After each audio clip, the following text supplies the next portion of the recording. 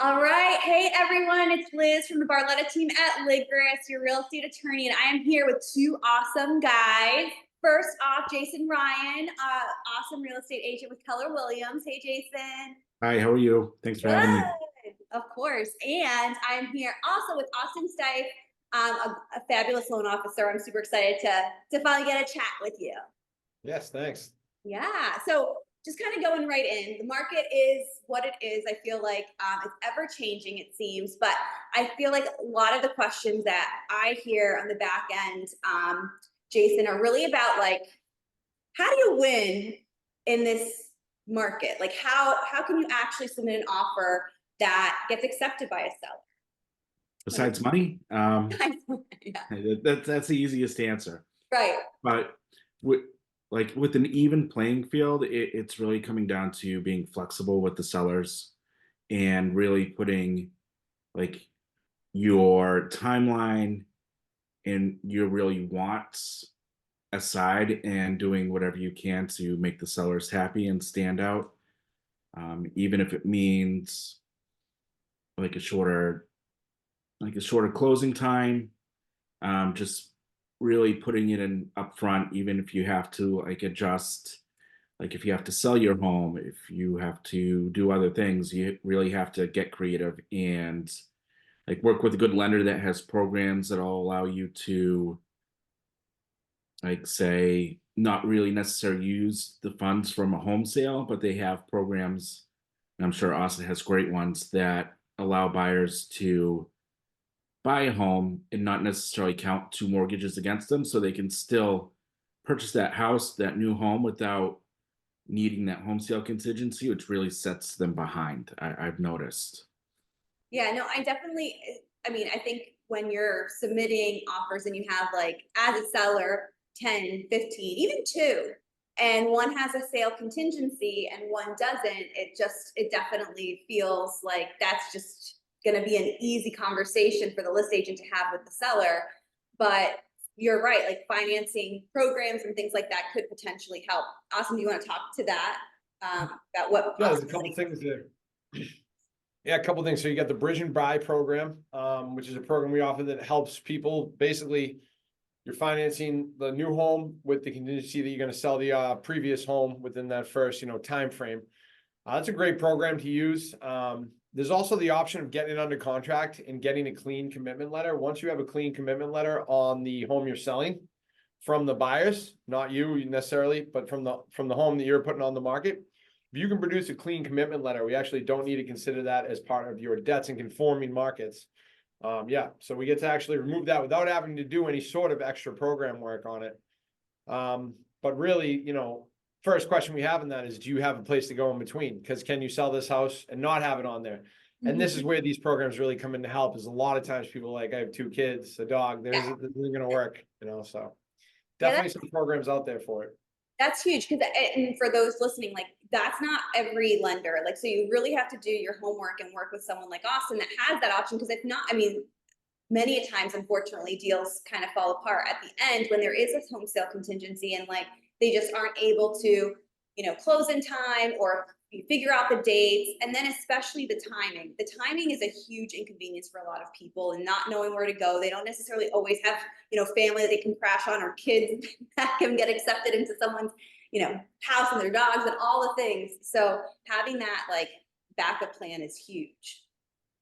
And sometimes it costs extra in the offer price to allow the sellers to be okay with giving you some flexibility in order to sell your home and have that right timeline. It might cost you a little extra, but it'll be worth it in the long run. The homes appreciate. So if you're going to be there in the next 5 to 7 years, you're not going to be falling behind by any means.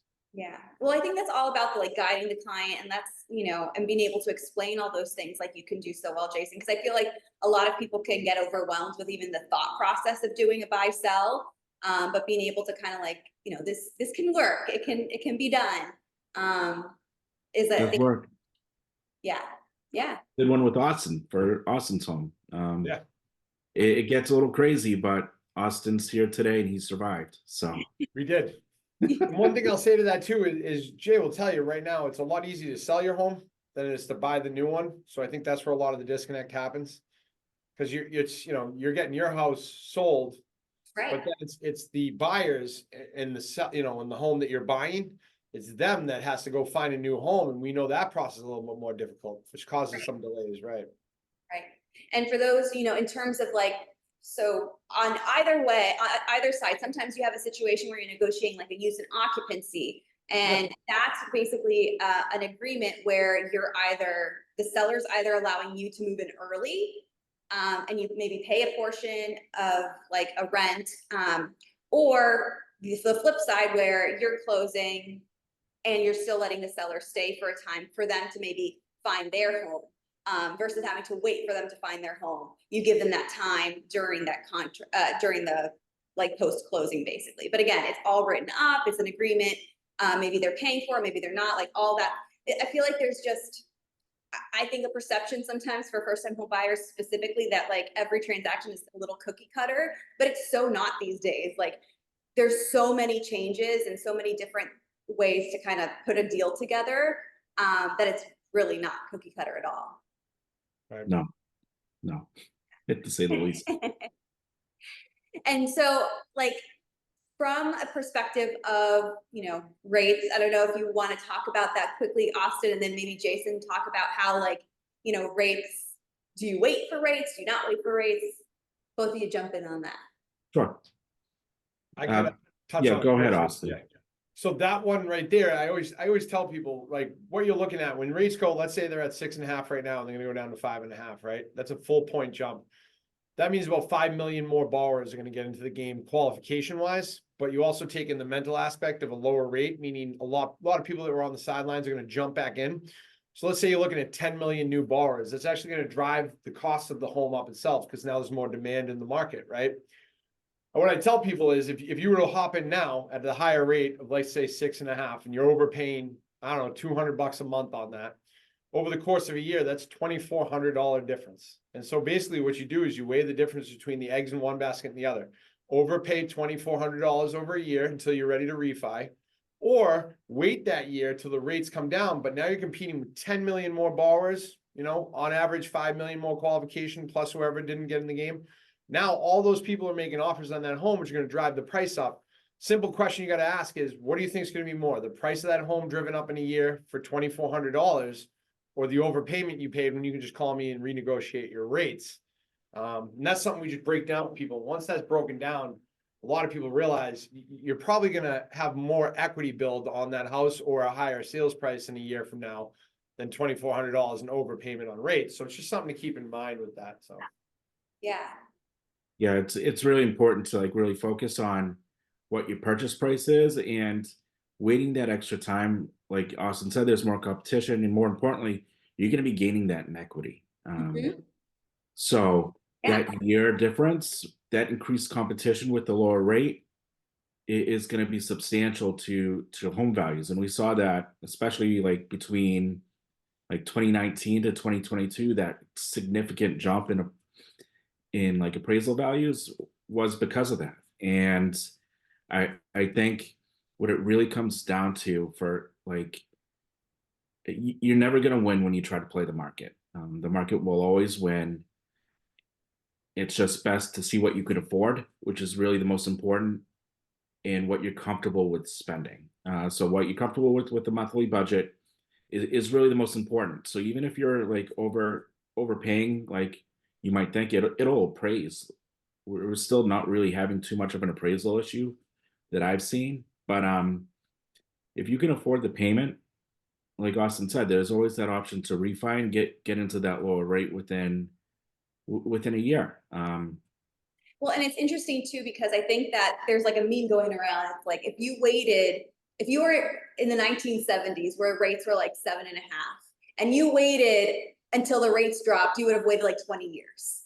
Yeah, I think it was 1991. It said What was something it? like that. I think it was 1991 Okay. that you So would be able to buy.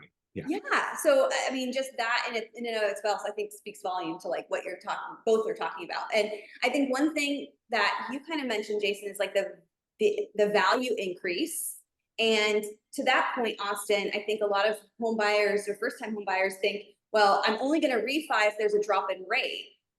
Well, that's not necessarily the case, because what in a situation if the values have increased, you put 5% down and you're paying PMI, but now your home is worth more. Can you maybe speak to first what PMI is, and maybe how that even just having the same rate may still make sense to refi? Right. If there's Right. So in the conforming conventional markets, they like to see 20% down. And if not, below that in 5% increments, 15, 10, 5. What you have to do is you have to get a PMI policy. Now, they're not scary. They're not crazy. You know, couple $100 at most, you know, you're looking at, you know, something of that nature. And basically what it does is it kind of bridges the gap between what you don't have on that 20%. So if you're throwing 10% down, they're going to want an insurance policy on 10%. Now, let's say that's $60,000. No different than a policy on a nice luxury car in your driveway, but it's actually over 30 years. So the payment's going to be a lot lower than it would be for an insurance policy on one of those nice cars in the driveway. So it's a tool people should definitely look into using to get into a home, because like we just discussed, you're going to overpay, let's say, worst case, that $200 a month. Well, let's say you're overpaying that $200 a month using your PMI policy. Like Jason just said, the equity build over, let's say, a year, that's $2,400. Your equity build in that home could be $50,000. So you're looking at a difference of like $47,500 right there in profit that, you know, if you had just not gotten into the market and bought the home, you'd be sitting on. So a lot of people come to us, they're like, hey, I'm waiting till I get to my 20% mark. Well, the entire idea behind PMI, you know, and it's, you know, these are all government ideas that are implemented by private companies, but it's basically for you to get a stepping stone into the home, because you don't want to wait 5-6 years until you have your 20%. Because as Jay said, if you had waited from 2019, 5 years ago until right now, the home itself might be worth $300,000-$400,000 more. So like, you really just want to get in when you can, and then you start refinancing. Now, you said it perfectly. In a year or two, if it's over $100,000-$200,000, you refinance it, and the value's gone up, and you're below that 20% mark. It's actually 78 once you're doing that. Weirdly enough, that's just the criteria. And so once you're there, PMI just disappears into thin air, and you earn that from just the market valuing up your home, you know? Yeah, no, it's definitely something that I feel like it definitely has like a bad rap, like where you're saying Right. don't be scared of it. It's true. Like, but again, I feel like for most buyers, all of this is just information and like learning and like having to have the right circle of people around you, because if you don't talk to the right people, you may wait. You may, you know, wait 20 years to buy, and you're renting. I mean, rents are also insanely high right now. Like, maybe Jason, you can speak to that. And like when you're doing your buyer consults, like talking about like what it could cost them to wait. Not only are they waiting and like it's costing them money because the value of the property is going to probably be higher, and you're probably going to have to compete and like, you know, eliminate contingencies and things like that. So you're higher price point, but you're also paying rent more likely than not all during that time. Right. Yeah, it's really difficult to save money right now, especially if you're renting. Rent rates are increasing. You're seeing a lot of that is because the landlords are passing the increased taxes and like upkeep costs, and we're noticing those are going up substantially. So you're not going to be saving much while you're renting. So taking advantage of those programs, being able to do the PMI, because it really is worth it. Yeah. Start paying yourself instead of someone else. Right.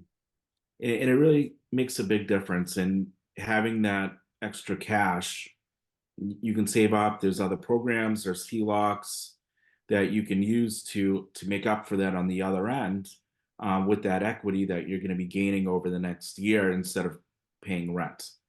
And a good buyer's consult really goes a far way. I've noticed that it really gets people informed, whether it's first time home buyers or people that haven't bought a home in like 15, 20 years. It's so different. It really It is. changes year to year, let alone 15 to 20 years. And I've really come to find, like, in addition to the cost of like your down payment, it's really important for people to realize how much they're going to be spending at closing. It's a cost that people don't always really think about. It's that extra like 3 to 4% of the purchase price, but also a lot of them don't realize how much it costs once you move into the house after closing. Even myself, like I moved into the house and I was like, oh, I need to paint the house. I need to paint the inside. I need to redo the floors. The Yeah, water heater just went. And it's really important for them to realize like there's going to be an additional cost of making the home your own once you move in, whether or not it's right away or in the next year or two. But those are pretty immediate costs that people have to account for that they don't always think about. yeah. Yeah, no, and actually, Austin, maybe you can speak to that because it always surprised me when I got into this business so many years ago. Like, it was shocking to me how lenders qualify someone based off of their gross income, which you don't get. Like, I wish I got my gross income, but I don't. And like, but that's what you call that, not you personally, but just every lender. It's based off of, gross income. So maybe you can speak to that. Like, how is that process when talking to a buyer about, what they could qualify for versus what they are gonna spend, and like that balance, because I feel like especially since the market is so competitive, people are just trying to really max out everything. But that may not necessarily be the right plan. So curious how you handle that. Right, so you said it perfectly that we use gross income, but when you look at the ratios we use under 50% of your gross income for a monthly, So if you think about it, tax rates are usually 20, 25, ish. Now, people say, okay, so the other 25 you're compensating for your expenses. Nope, the expenses actually get taken out of that 45 to 50% that we're using on the bottom end. So really, we're giving you a 50% room to kind of pay your taxes, get the money taken out of your check, 401ks, things of that nature, unforeseen expenses, month-to-month costs like groceries, insurance, things like that. We're going to kind of factor that all into the 50% top half of your income. And so we do use your gross, but we take 50% right off the top, at least. Some programs more, especially when you get up to the jumbos, you're going to be about 57%. In conforming, we can go up to like 50, but that's really stretching it. And you go back to where Jason said, comfortability, whether or not you're going to be cash poor when you get into the house is a definite conversation you want to have. But I think you nailed it on the head. So beyond that, once we get down to that, like, let's say the 45 range, which is a nice average of your gross monthly income, we're going to take things out like your car payments, your student loans. That's not factored out of the top half. So in the end of the day, when we notice it's actually, if we were to use your after-tax cash to calculate these things, we'd actually be giving you more room than we would if we actually follow the guidelines and give those. But the reason why is because, we go state to state, those things vary as well. So like, it depends. Like if you're in Florida, you're not paying a lot of income tax, if any. So like in that state, they still abide by the same ratios and things like they do in the Northeast, because you'll probably end up making for it in somewhere else. Like for instance, New Hampshire, no sales tax, but the property tax is a lot higher per mill rate and things of that nature. So there's just things that across the country has been agreed upon that makes sense. And this is actually one of them that sounds crazy when you first hear it, but the way we do it is we're pretty actually conservative with your pre-tax income. So yeah, definitely a great question. We get that a lot. They're like, Yeah. you don't want to know what I get cash Right. deposited? No, I need your W-2. Right. Cool. Well, and so maybe you need to talk about a little bit more from what Jason was mentioning, like how much cash you need, and maybe like the difference between the closing costs versus what you actually need to bring to closing, and that sort of the differences there. Right. Real simple numbers, because $1 million, it's flat. So we'll do $1 million, right? And people are sitting outside of $1 million home and they're like, I need 20% down, right? 20% on $1 million, we know is 200,000 flat, right? So they're outside the car. They just went and looked at the property with Jason. They get back into their car and they do that calculation in the car and they say, I need $200,000 to buy the house. What I always have for a conversation is you got to factor in things like closing costs and escrows and prepaids and things like this, which are on top of that down payment of 200. Now, that can be like, like Jason said, that can be, 0.5%, 1% on that top of that. So it can be, 1% of that is 10,000, it can be 2%. So like 20,000 is not a problem on that, right? Because that's all factored in. Now, some loan officers would say like, okay, your closing costs might be like $4,000 or $5,000. But when we move the words around the sentence from closing costs to cash to close, which Liz gets all the time, once you get to the closing table, you see the document that says cash to close and includes things like the prepaids, the escrow accounts and things of this nature, a buffer for taxes and insurance. These are things that are going to be on top of that 200,000 we talked about. So when you see the documents from Liz, you might say 220. When we were sitting outside the house, we got a figure of 200. Where'd the other 20 come from? And these are when you have to put away, a couple months of tax bills, your insurance due up front, the bank's fees, the appraisal fees, the credit, recording documents. So these are things that are all going to be factored in. What I will say is once you talk to a lender like me, we do encompass it all in. Other than a home inspection, that's the one thing that really is outside of that group. And those cost what? Roughly about $500, $600. Other than that, that is the check you're writing though. So when you do talk to me and we do have that conversation, you're not going to get a bunch of curveballs from all different directions from like the attorney, from the insurance agent. That's all factored in. The bank, the attorney, the insurance agent, and have that conversation with us. And then you won't be, and you're not showing up with your checkbook, writing checks this direction, that direction. That's why we do kind of encompass it all. And we include that on the upfront documents. We estimate this all to the best of our ability. And then Liz's, team and our team, we go back and forth right before closing and have that discussion and make sure everything's fine tuned. And then we get you those final numbers. But stuff to definitely keep in mind, because a lot of times you have people, I got the down payment. And then you have the closing cost prepaids and everything, right? And that's, but in those settings, always have a conversation. We can adjust what you're throwing down versus what you have for the cost.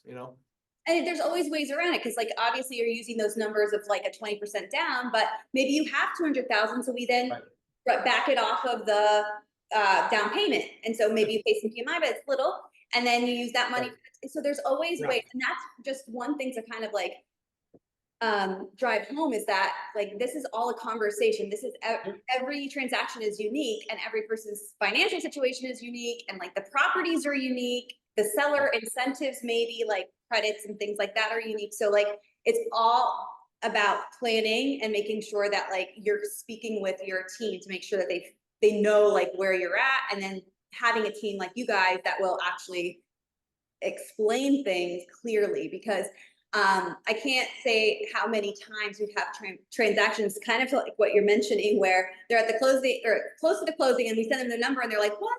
And I know that they have had disclosures, but just having a disclosure that you click and sign is so different than having a conversation with your loan officer like you have with your clients. Like Exactly. that is a huge differentiation between, especially sometimes where you're kind of maybe going to these online banks or the big banks versus someone who is local. You drive to your office, you talk about it, or on the phone, and you actually speak with the same person. So I can't. Yeah, it's a big difference. And you mentioned, maybe taking the 20%, making it 15% down, getting some PMI and covering costs. Another thing that Jason can speak to is you can get seller credits. You can get costs towards the home when you guys are negotiating up front and stuff. Not as popular in this market, but Jason can speak more on that, and it can go towards that. So Yeah, we saw a lot of that like a year ago. Like right now with the buy downs that were really popular, and it was just that odd like 1 or 2 month period where it actually looked like a buyer's market. Like around Christmas of 2022, it was funny. It was just weird. We thought it was going to stick around for a little bit, and then the spring came around, and like, nope, not sticking around at all.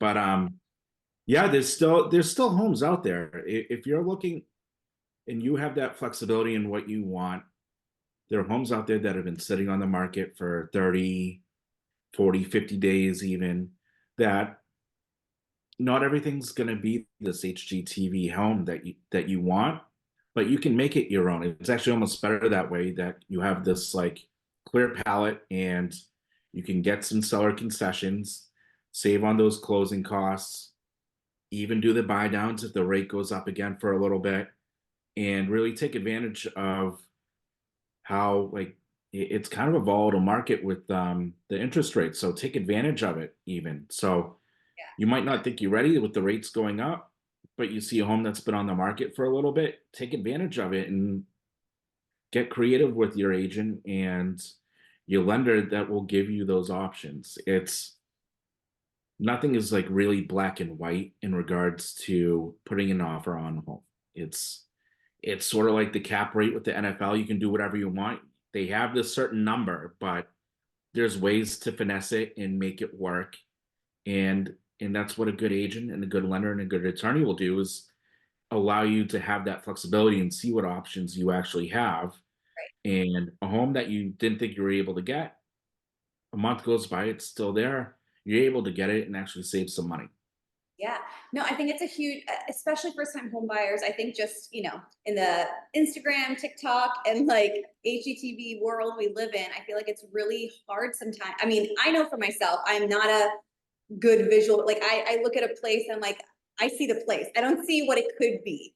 But that's why there are agents like you who can like actually walk someone through the possibilities who've done that before. Like I just, I come from with a big handicap in that regard. Like I'm just not that way. But it's such a good opportunity to be able to build a lot of equity in homes that are like that. And make it your own. And maybe you can talk to that, Austin, that there's, you don't have to have all the cash to do it. There are programs for that type of thing, right? Yeah, absolutely. First and foremost, with the way markets go, after a couple of years, you're most likely going to have some room to get a home equity line of credit out and do some work on the home itself. This is also where we do the flex when it comes to like turnkey. So basically, like if somebody's like, hey, this house isn't turnkey, and I had an idea of putting 20% down on a turnkey home. All right, well, it looks like a little bit more of a fixer upper. Why don't you do 10% down on that? And then, you can take the other 10% and have it in the bank and start doing work right away when you move in. And on top of that, there's always the, there's ways to purchase a home with a second loan behind it that allows you to go up a little higher for the home equity. And that's a program that we have.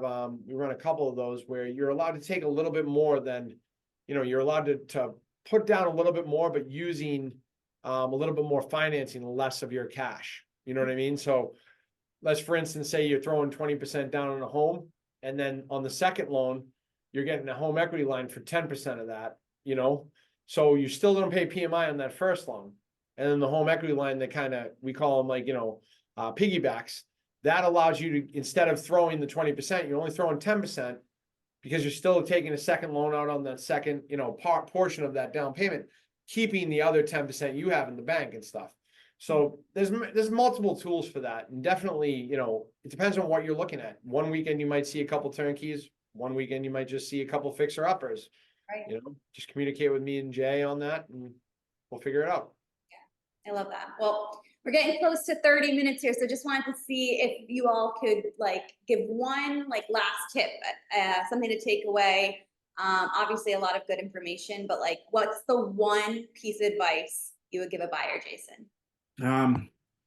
Patience. It's Fun. the tough market out there. Inventory's going to go up. I usually tell them Easter is like really where you start seeing an increase in inventory, but like you might feel like it's a rush, but it really isn't. Wait for the right home. Don't jump into something because you feel like you have to. You don't. There might be some like certain situations where you actually might have to, but those are like so few and far between that like take a second, make sure you're making the right decision, work with the right agent that isn't really pushing you to buy anything. I'm very patient with my buyers. I'll set them up in MLS, I'll send them homes every now and then, but I really think that it's important to like stick to their price point. They set their price, I'm going to keep them at their price. I'm not going to show them homes that are more. I'm not going to make them feel pressured. It's really about it's really about the client experience, and it's really important that they know that they're working with an agent that's going to be patient and not looking for a quick commission, because we do see that, unfortunately, but it it makes a difference just to really be patient. Absolutely. What about you, Austin? What would be like a one most important tip? I think to be educated and prepared, like what he said, you're going to have to be a little patient. You're going to have to work the market a little bit. So to prepare yourself, having a conversation with us doesn't necessarily mean getting pre-approved. It's more or less figuring out when you need to get pre-approved. And then, like he said, when you're in that environment, you don't know when it's going to come. It could come in 3 months, could come in a few months, could come in a week, and you happen to find that opportunity that really works for you. So along the lines of not rushing, you just want to be prepared because you don't know when it's coming in this environment. And when you are ready to do that, you want to have a lender that you can trust and know, Austin, I need you to drop everything, get this done. This is the one. Or an agent like, he just said, and I'll reiterate this, that I'll be like, hey, you're not just quite there yet. We got to wait a couple months, or this one just doesn't quite work. Like, you know, and to be honest in that sense, even though it's a tough environment, it's always best to get that, you know, genuine, authentic advice, because this is a huge investment. It's a 30-year investment in most cases. You don't stay there for 30 years necessarily, et cetera, et cetera. It might be a you know, stepping stone home, but this is the biggest thing on your balance sheet. This is your biggest asset. It's not like, you know, a car that you got for 4 years and you're like, shouldn't have done that, I could get out of it. You know, these are things that you want to really think through, understand the process, and, you know, talk it through with Jay, and then be well protected on it. And that's why it's good to have a team like this, you know, it's invaluable. So. Totally. And you know, for me, it's always, I feel like I always give the same advice because it's so crucial, is like the team. And having the right team is a huge difference maker. I mean, you could have an agent, like Jason was saying, like that would rush you, that just put pressure on you in a situation where you know that's happening, and then, but you're like in it and you just, okay, you go with it. And then like 3 months later, you're sitting in the living room of the home that you maybe not have wanted to buy. So like having the right people is such an important aspect of having a really successful transaction. Like a transaction can come to fruition with a not so great agent, a not so great lender, a not so great attorney. Like it could get there, but you want to have a great experience, because this is the most important. If besides, you know, children and graduations and things like that, this is like the, you know, the things that you look back on in your life that are so big, and such a huge investment at the same time. This is where you raise your kids and where they will graduate. So Yes. you think about, and you don't want to be sitting in your living room 5 years from now going, I didn't want to do that. Like, you know, you want to be comfortable, like you said. Right. So, well, I am so happy to have chatted with you guys. Thank you so much for coming on, and I look forward to seeing you guys soon. If you have any questions for either Jason or Austin, they will be tagged, and feel free to reach out to them. Thank you guys so much. Thank you, Liz. Thanks.